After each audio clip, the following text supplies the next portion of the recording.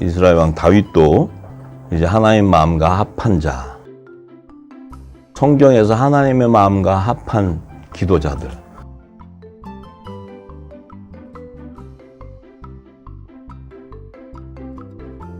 또 하나님의 나라와 그의 의를 구하는 기도, 이러한 부분들에 대해서 저 역시도 이 말씀을 받기 전에는 막연하게 생각했고, 그냥 내가 신앙생활 열심히 하면은, 또 내가 예수를 전하고 전도를 하면은 그것이 하나님의 나라의 의를 구하는 것이고, 또 하나님의 마음은 합한, 또 예수님이 선교를 하라 했으니까 그 선교를 이루는 것이다, 이렇게 생각하고 신앙생활을 정말 생명을 다해서 했어요. 근데 제가 이 말씀을 7년 동안 기름 부음 받으면서 성령께서 주시는 이 말씀 가운데 깨달은 것은 하나님 마음하고 전혀 관계가 없었다는 거예요. 제가 신앙생활을 해왔던 것이 하나님 마음과 전혀 관계가 없었던 것이고, 또 하나님의 뜻을 아는 것이 하나도 없었다는 거예요. 그렇게 열심히 신앙생활을 하고 정말 내 생명을 들여가면서 헌물해가면서 이렇게 해왔는데, 그 모든 것이 다 하나님의 뜻과 합해지는 그런 그 신앙의 생활이 아니었다는 것을 알았어요. 그리고 나서 가는 곳마다 중보 기도를 열어서 또 이렇게 같이 기도하게 되고 막 이러는 일들을 하시면서 하면은 꼭 그 기도를 해방하는 자들은 사실은 영적 리더자들이었어요. 이 말하자면 목사들이나 이런 장로들. 그래서 제가 이게 왜 이런 일들이 있을까? 기도를 할 때는 언제고 왜 그런 일이 있을까? 자꾸 이제 그런 의문 속에서도 하나님이 계속 이제 중보하고 그 열방을 회복하는 기도를 시켰는데, 제가 이 말씀을 7년을 딱 받고 나니까 이 말씀을 전하라는 거예요. 책을 써서 알리라는 거예요. 이 말씀을 전하면 기도만 해도 핍박하는데 이걸 전하면 나 죽이러 오게 생겼어, 내가 보니까. 그래서 나 못한다 그랬어, 하나님 앞에. 이 말씀은 이거는 아무도 모르는데 이거 하면 저 신학이 무너지고 다 무너지는 건데 저들이 나를 가만히 두겠습니까? 근데 하나님이 어떤 마음을 주셨냐면, 하나님의 장자권을 가진 그 하늘나라의 그 통치권자이신 예수님, 그분은 하나님의 맏아들이에요. 장자예요. 그분도 이 땅에 와서 그 하나님의 뜻을 이루기 위해서 그 복음을 전할 때, 천국 복음을 전할 때, 그도 정말 핍박을 당하면서 십자가에 죽기까지 그 고통 가운데 그 의를 이루어 가셨다는 거예요. 자, 그러면 제가 그 마음 가운데 있어요. 그분은 하나님의 독생자고 친아들이니까 그러시죠. 근데 우리는 뭐 아무것도 아닌, 제가 무슨 그걸 해가지고 하면, 저들은 무슨 교단을 세워갖고 교회도 큼직하게 해갖고 가진 게 다 있다는데, 저는 아무것도 없는 뭐 그냥 이 헐랭이 같은 사람이 뭐 공격하고 그러면 제가 뭐 어떻게 감당하겠습니까? 저는 못하겠습니다. 제가 이 기름을 다 받고 나서 저는 못하겠다 그랬어요, 하나님 앞에. 그때 하나님이 저한테 어떤 마음을 주셨냐면, 그래? 그러면 네가 전하지 않아서 이 진리를 못 들어서 원망하는 그들의 죄는 너한테 간다는 거예요. 그래서 제가 가만히 생각하니까 이거는 협박도 아니고, 이거는 가만히 생각 안 하면은 이게 전부 내가 덤팽이를 쓰게 생겼어요, 전부. 그래서 제가 그때 하나님의 마음을 알은 것이 뭐였냐면, 하나님은 장성한 자에게 하나님이 빚진 자라고 얘기하고, 그 빚진 것을 깨달을 때 뭐냐면, 나는 은혜로 구원을 받았다는 거예요. 하나님의 진리를 깨닫고 나니까 하나님에게 확실히 구원받았다는 보증이 돼버렸어요, 저한테. 그래서 우리 와이프도 두 사람은 확증이 됐다. 그래가지고 이걸 전하는데 아무도 안 들어서 당신하고 나하고 둘이만 가나 보다, 이렇게 생각했어요. 뭐 누가 듣든 안 듣든. 그랬는데 하나님이 저에게 주는 마음이 뭐였냐면 그거였어요.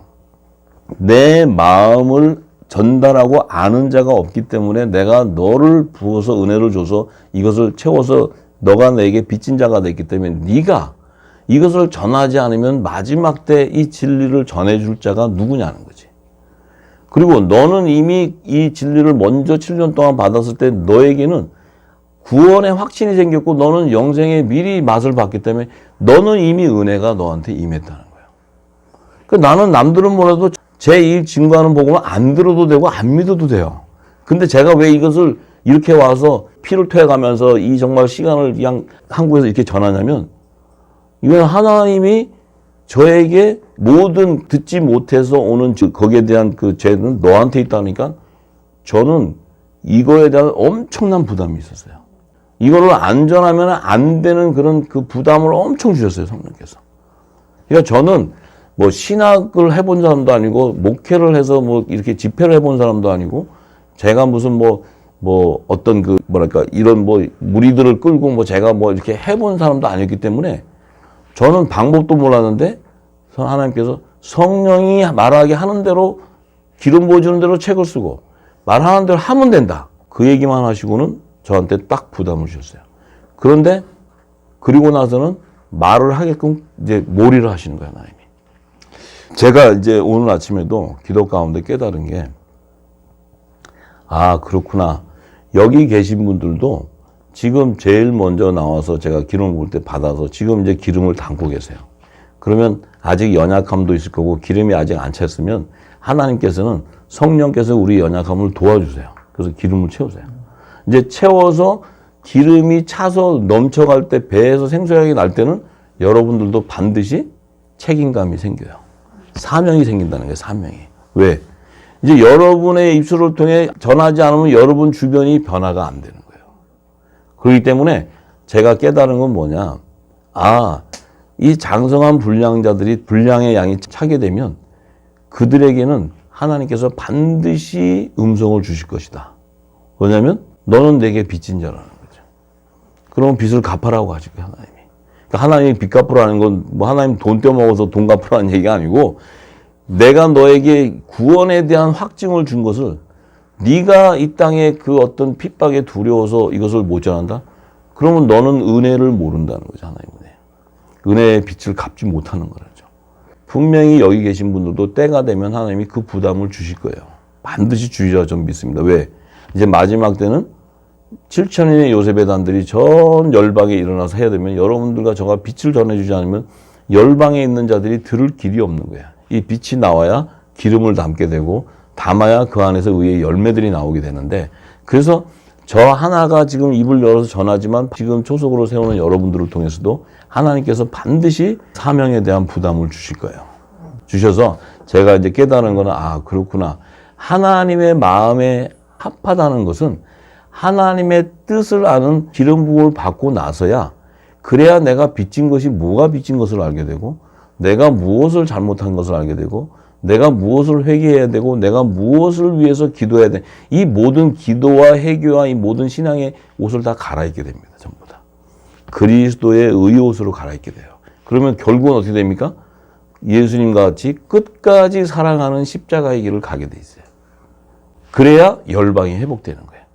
근데 마지막 때 이 빛의 자녀들에게는 그 고센도 예비해야 되고 식물을 예비해야 되고 방주를 피난처를 예비해야 되는 이 사명이 있기 때문에 반드시 주님 오시기 전에 이루어야 되기 때문에 살아서 들림받게 된다는 거죠.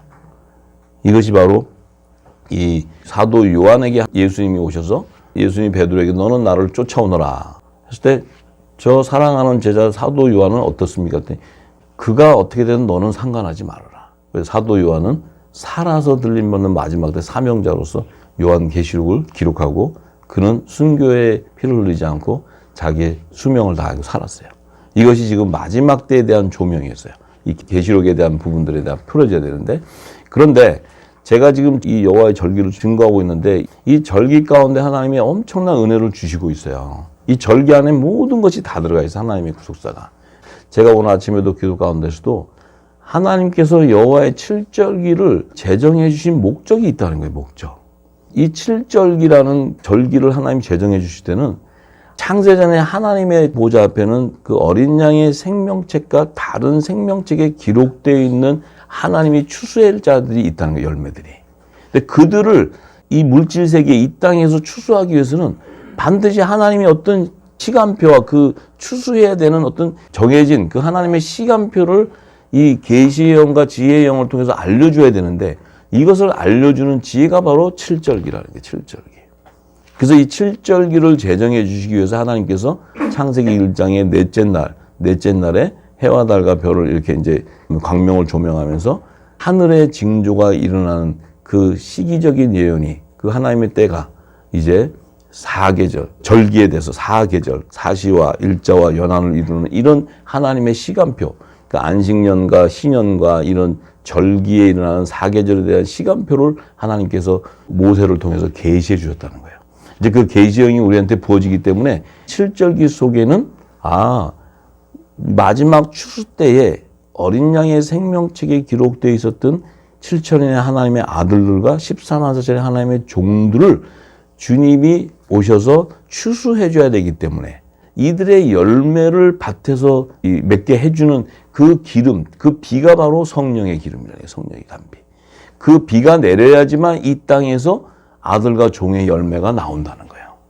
이것을 지금 절기를 통해서 가르쳐주고 있고, 또 이제 그 다른 생명책에 기록되어 있는 바다의 모래와 같은 천국 시민들을 추수하기 위해서는 이 만왕의 왕이 이 땅에 재림하시고는 천년 왕국이라는 시대를 허락하시고, 그 시기에 초막절에 거둬야 되는 성물들, 이 시민들을 거둬야지만 영원한 7일에 영원한 안식처로 예비한 새하늘과 새 땅이 완성되기 때문에 하나님의 나라와 그의 뜻이 이루어진다는 거예요. 그 일을 위해서 절기를 제정해 주신 거예요. 그래서 이 사복음서의 모든 것이 다 예수님이 오셔서 절기를 다 풀어주셨어요. 씨 뿌리는 비유, 또 양과 염소, 내 양과 다른 양, 예수님의 사복음서를 풀면 전부 절기를 풀어주는 말씀이에요.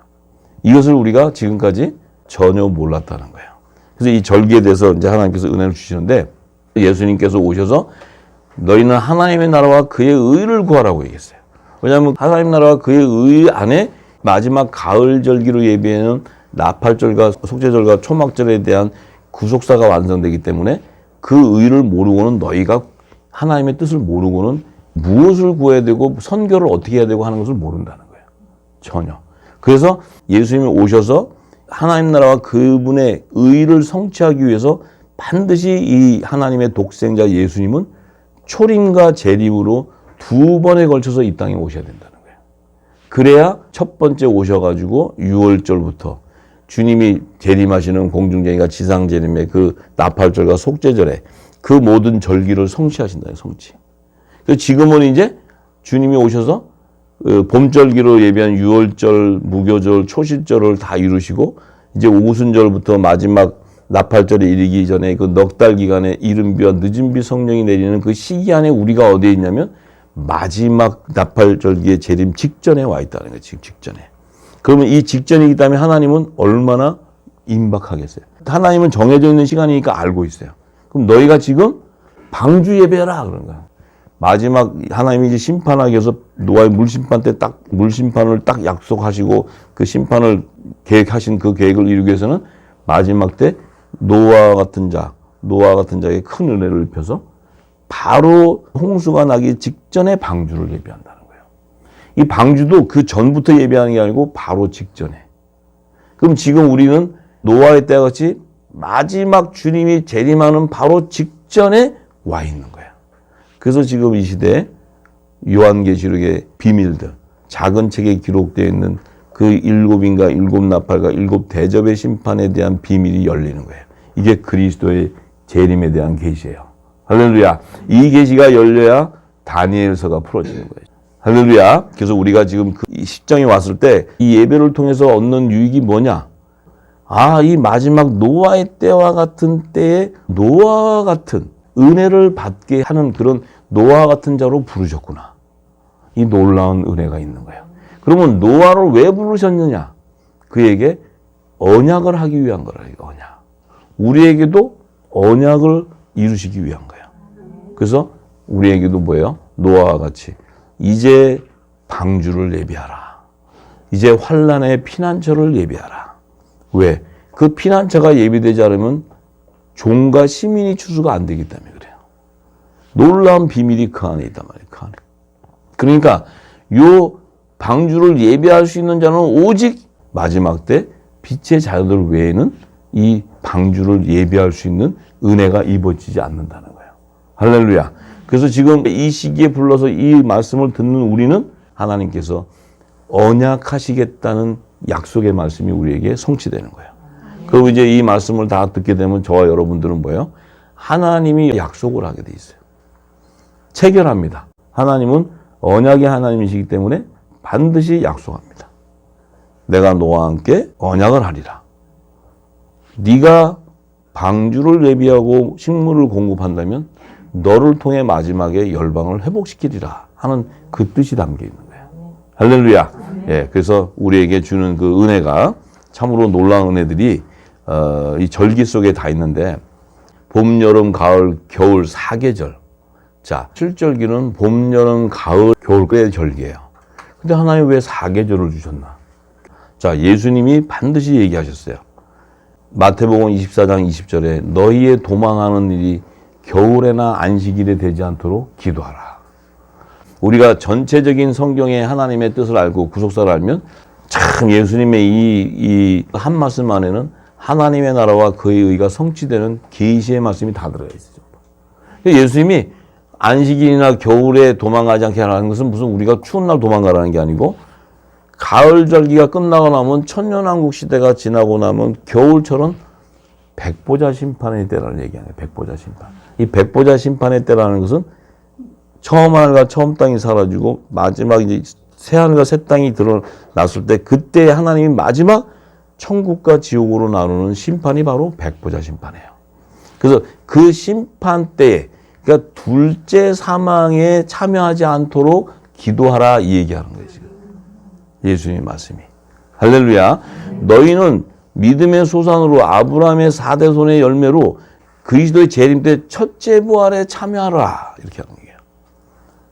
그래서 이 안식일이나 겨울이라는 것은 안식일은 영원한 안식을 나타내는 그 7의 영원한 새하늘과 새 땅으로 들어가기 전에 겨울철에 너희들이 도망하게 된다는 의미는 둘째 사망에 참여하는 자가 되기 때문에 너희들은 불못에 들어가게 된다.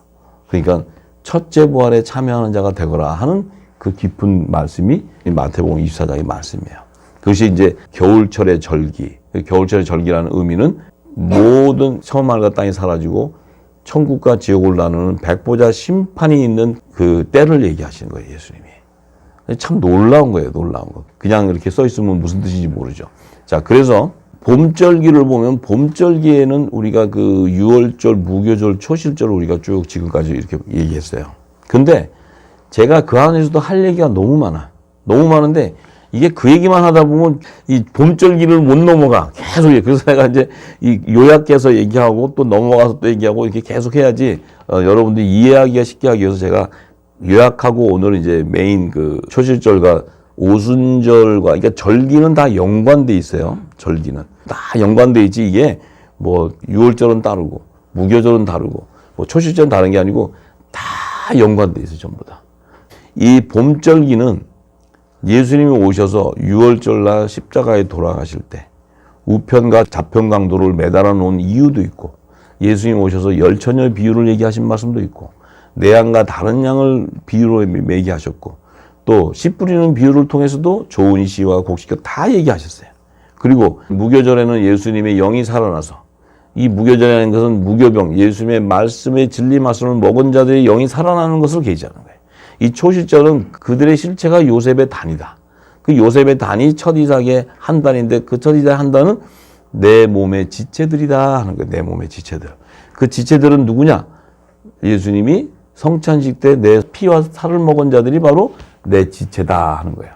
그들을 예수님이 초실절에 3일 만에 순종하고 부활하실 때 그분의 몸이 살과 뼈가 연합되어서 하늘보좌로 들어갔다는 것은 정혼한 내 지체들을 다 데리고 예수님께서 하늘보좌로 들어가서 하나님 앞에서 그의 화목 제물로서 자기의 몸을 보였을 때 하나님께서 예수님의 지체인 그 하나님의 자녀 그들을 모든 죄를 사해버리셨다는 거예요. 이 놀라운 비밀이 거기에 다 있어요. 그래서 예수님이 초실절에 모세를 통해서 첫 이삭의 한 단과 생 이삭을 비유해 주셨던 것은 이제 이 초실절이 되면은 하나님의 아들과 종들이 예수의 피로 구속함을 받는 것을 얘기해요. 근데 하나님의 아들들은 예수님과 함께 연합이 되어서 하늘보좌로 들어가요. 휴거돼. 이 하나님의 부활의 생명으로 바쳐진 자예요. 근데 이 생이삭은 이 땅에 남겨둔 종들을 얘기하는 거예요. 남들. 우편강도와 좌편강도 중에 우편강도는 낙원으로 데려가고 좌편강도는 이 땅에 남겨두는 거예요. 그래서 예수님이 마태복음 24장에 두 여자가 있는데 한 여자는 데려감을 당하게 되고 한 여자는 버려둠을 당하게 된다 하는 그 의미가 바로 데려감을 당하는 휴고되는 여자는 빛의 갑옷을 입은 남자의 머리 대신 그리스도의 지체를 얘기하는 거예요. 그래서 그 자들은 하늘에 속한 교회를 얘기하는 거예요. 이 땅에 버려둠을 당하는 자들은 땅에 속한 교회. 야곱의 남은 자손들이 그 밭에서 추수가 되는 거예요. 자, 이러한 놀라운 비밀들이 다 성경은 증거하고 있는데, 오순절부터 여름 넉 달 기간 동안, 이 마지막 가을의 그 나팔절에 주님 오시기 전에 이 넉 달 기간 동안에는 초실절에 첫 이삭 한 단과 생이삭을 거뒀는데, 이 오순절 넉 달 기간에 뭐냐면 첫 이삭과 생이삭에 대한 그 실체의 열매들이 이른비와 늦은비 성령의 단비를 받게 되면 이 땅에서 뭐예요?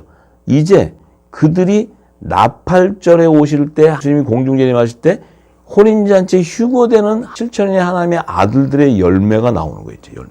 이게 요셉의 단이라는 거예요. 요셉의 단. 열매가 나와서 이제 주님이 나팔절에 재림하실 때 그 나팔절의 성물로 드려질 자들이 이른비와 늦은비의 그 기름 부음에서 열매가 나오는 거예요. 그들이 의의 열매라는 거예요. 의의 열매. 의의 직분자들. 그런데 이제 그 가운데서도 그들은 반드시 뭐예요? 성령으로 인을 치게 되는 거예요. 이른비와 늦은비의 시기에 성령의 인을 친다는 것은 그들은 이미 성령의 약속을 받은 자로 정해져 있는 거예요.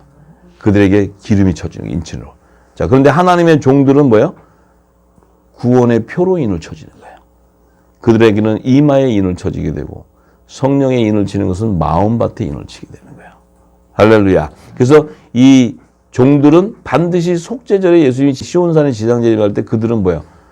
회개에 합당한 구원의 표로 그들의 이마에는 성결의 표와 구원의 표가 구약시대 하나님의 종들과 신약시대 하나님의 종들이 인이 쳐져야지만 시온산으로 입성하게 되는 거예요. 그들은 종들이 죄를 졌으므로 하나님과의 관계가 끊어졌는데 하나님께서 우리들에게 화목하게 하는 직책의 이 천국복의 말씀을 줬기 때문에 이것을 온 땅에 증거할 때 그물에 물고기가 잡히듯이 이제 그들이 하나님과 하나님 자녀들을 통해서 이 천국복을 전했던 어부들을 통해서 그물에 잡힌 고기를 하나님 앞에 드렸다는 것은 종들과 하나님과 화목을 이루어주는 거예요.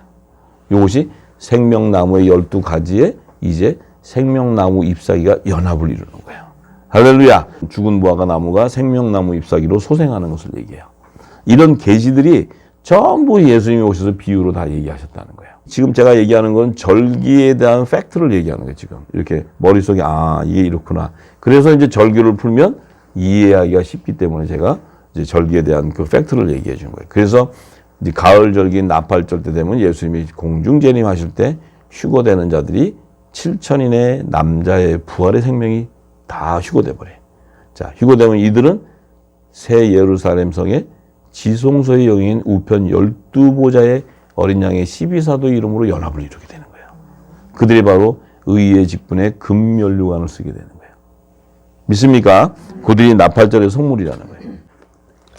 근데 이제 예수님이 또 시온산에 속죄절에 지상재림할 때는 새 예루살렘 성의 성소의 영역, 성소의 영인 좌편 12보좌에 이제 정죄의 직분에 금면류관을 쓰는 이스라엘 12지파의 이름으로 연합을 이루는 자들이 바로 14만 4천 하나님의 종들이에요.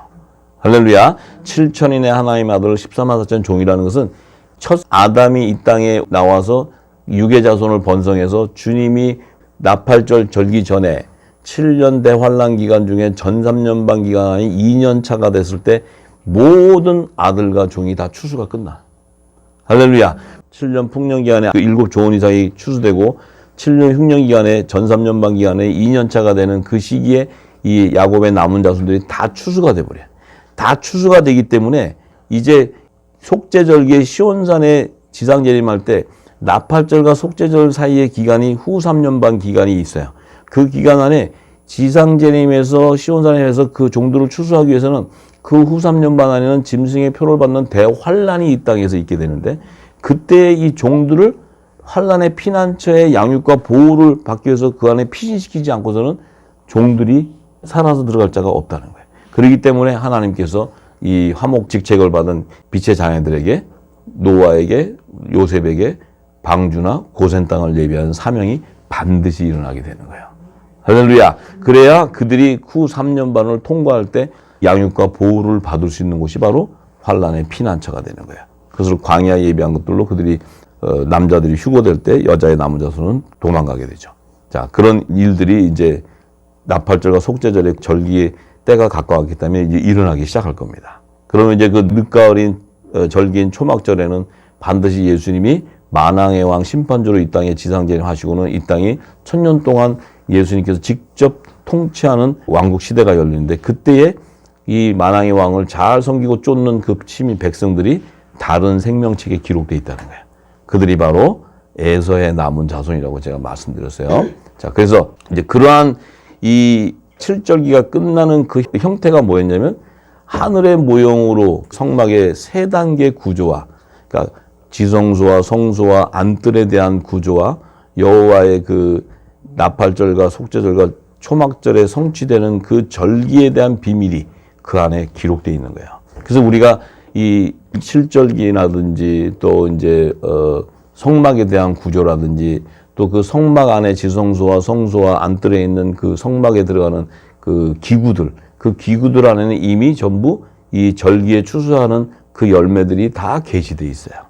이제 제가 나중에는 또 그 부분에 이제 들어가면 또 성막의 구조에서 절기와 또 연관돼서 또 전부 풀어집니다. 전부 다. 할렐루야. 자, 그래서 성경은 이렇게 전부 다 분리되어 있는 것이 아니고 하나님의 나라를 완성하는 구속사가 하나로 다 연결돼 있어요. 전부 다. 하나로 된 것을 다 지혜와 계시의 영을 받으면 다 동일하게 보여요. 창세기 1장부터 계시록 22장 끝장까지가 동일하게 하나님 나라를 완성하는 구속사에 대한 계시가 비밀로 다 기록되어 있습니다. 자, 그래서 이제 겨울철은 제가 말씀드렸어요. 그래서 오늘은 이제 초실절에 여호와께 흔들어드리는 그 열매들하고 오순절기에 거두는 열매와의 그 연관성을 찾아서 이제 우리의 실체들을 좀 이렇게 확인하기 원합니다. 먼저 레위기 23장 10절에서 14절의 말씀에 하나님께서 모세에게 이스라엘 자손에게 고하여 이르라. 너희는 내가 너희에게 주는 땅에 들어가서 너희 곡물을 거둘 때 윗선 너희 곡물의 첫 이삭 한 단을 제사장에게로 가져갈 것이요.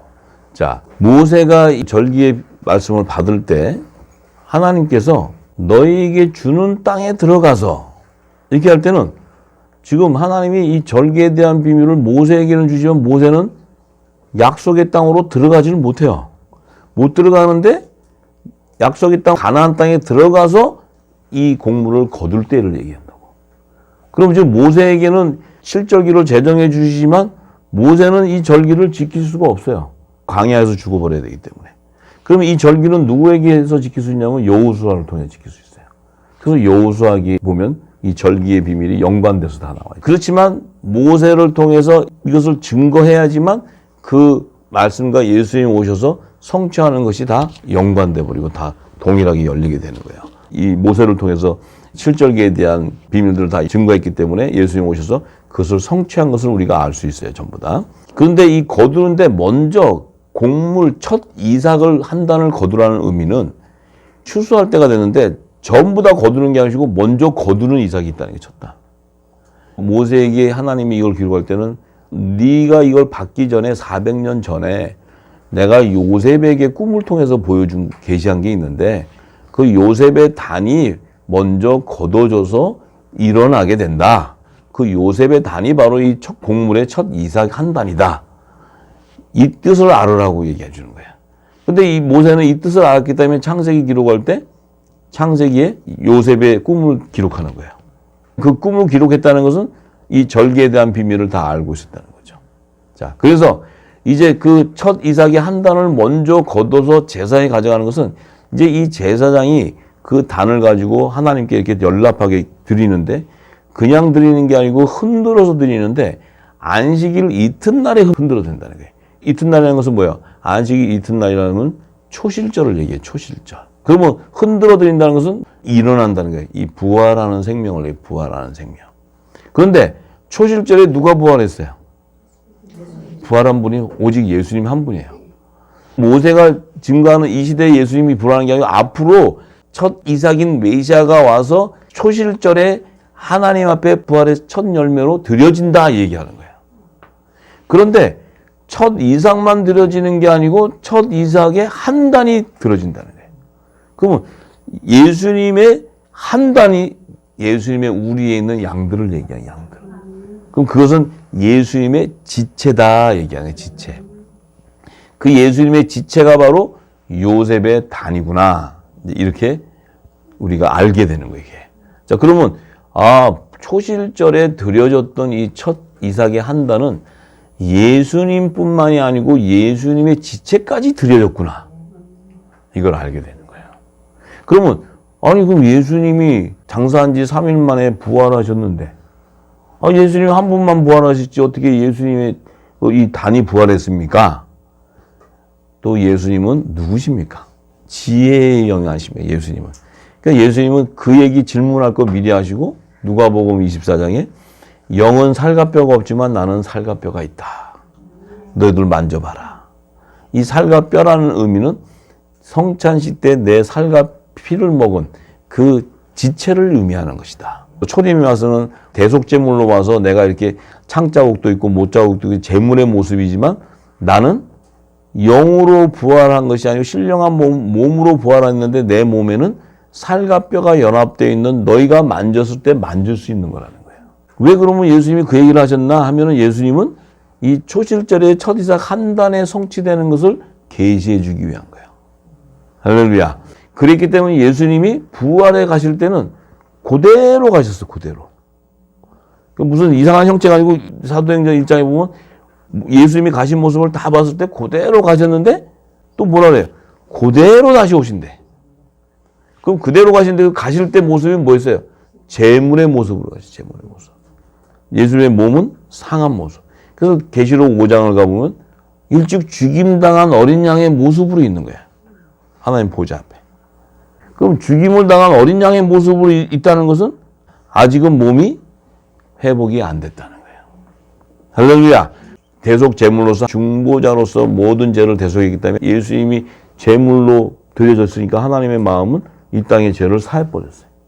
그랬기 때문에 예수님이 다시 공중재림하셔서 이 땅에 오실 때는 그대로 오시니까 뭐예요? 그 모습, 제물의 모습으로 오신다는 거예요.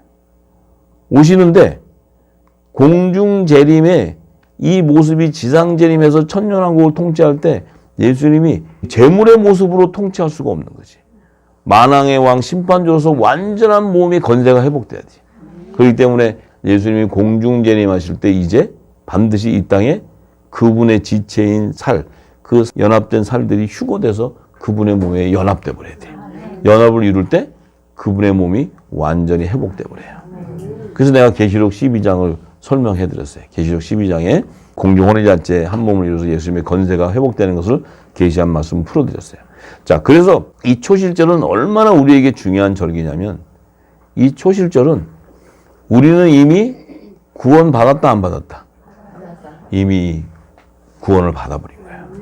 그런데 우리가 구원을 받았는지 안 받았는지 우리가 그 열매인지 몰랐던 거야. 우리가 지금까지 묵은 곡식 안에 있을 때는.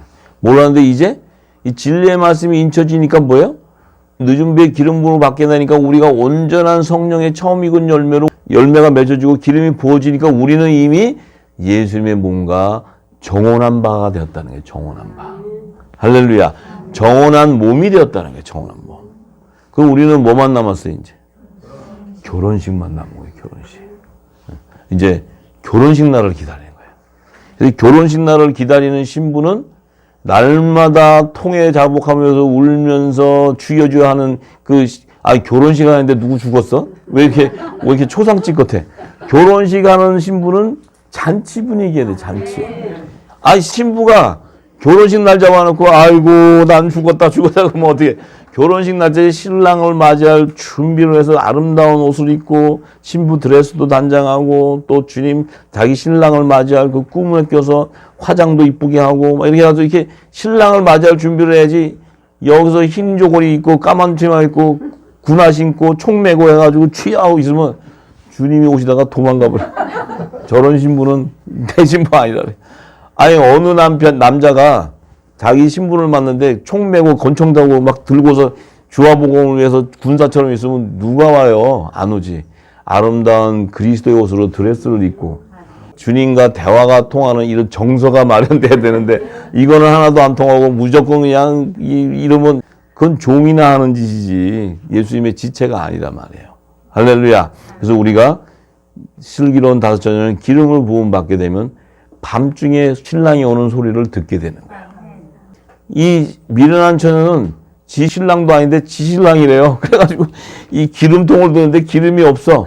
이게 뭐 앞만 들어봐야 신랑이 오는 길을 모르잖아. 이 슬기로운 다섯 처녀는 기름을 딱 준비했으니까 신랑이 오는 것을 딱 맞이하러 갈 수 있는 거예요. 예? 미련한 처녀는 기름이 없으니까 그때서야 기름 준비한다고 가. 가니까 어떻게 돼? 혼인잔치 문이 닫혀버리는 거예요. 들림받고 나서. 할렐루야. 예. 근데 참으로 우리는 그래서 이게 은혜라는 거예요. 은혜. 예? 은혜. 우리가 은혜 안에 있다는 거예요. 그러니까 우리는 오순절기에 이 늦은 비의 넉 달 여름철 기간에 이게 보니까 절기를 풀어보니까 이미 초실절에 예수님과 몸이 연합돼서 정원에서 이미 하늘보좌로 예수님이 우리를 연합돼서 갔구나. 그 의미는 뭐야? 하늘보좌의 어린 양의 생명책에 기록되어 있는 예수님의 지체인 하나님의 아들들은 이미 초실절에 하나님 앞에 드려졌다는 거예요. 드렸다는 거예요. 하나님이 명단을 딱 보고 한 놈이라도 빠진 거 있나 없나 다 체크해. 쫙 천사들이 체크하니까 7,000명이 다 연합돼서 왔습니다. 예수님하고. 그래, 그러면 예수님이 공중 혼인잔치 나팔절기 될 때는 예수님의 몸이 완전히 회복되니까 이 땅의 오순절부터 나팔절기 그 이른비와 늦은비 성령을 통해서 성령의 처음 익은 열매로 온전하게 열매가 맺어진 자들을 거두어라. 그래서 이른비와 늦은비가 이 땅에 내리는 거예요. 그래서 주님이 말씀한 천국 복음이 온 땅에 증거돼 버리는 거예요. 증거됐을 때 이제 그 예수님의 지체들, 성령의 약속을 받은, 성령의 세례를 받은 자들이 나오기 시작하는 거예요. 그들이 온전한 성령이 거하는 거룩한 성전으로 되기 때문에 예수님의 몸도 거룩하니 그들의 몸도 거룩하게 되는, 그들의 몸도 성령으로 인쳐지기 때문에 성육신이 되는 거룩한 하나님의 아들이 되는 거예요. 할렐루야! 우리의 육신은 율법 아래서 있었지만 종의 형체의 몸, 육신의 몸을 갖고 있었지만 성령이 인이 침으로써 우리는 하늘에 속한 자로 세워져 버리는 거예요. 하늘의 아들로서 아들의 명분으로 세워져 버려. 할렐루야. 그렇기 때문에 우리의 몸은 하늘에서 난 하나님의 자녀가 되어버리는 거예요. 그래야지만 예수님이 공중재림하실 때 그분의 몸과 연합을 이룰 수 있는 거예요. 아무나 연합 이루는 게 아니고. 믿습니까? 네. 그래서 이 초실절의 절기를 예수님이 오셔서 그렇게 풀어주신 거예요. 그래서 그 하나 앞에 드리는 그 소재로 기름 섞은 고운 가루 에바 10분의 2를 여호와께 드리게 된다.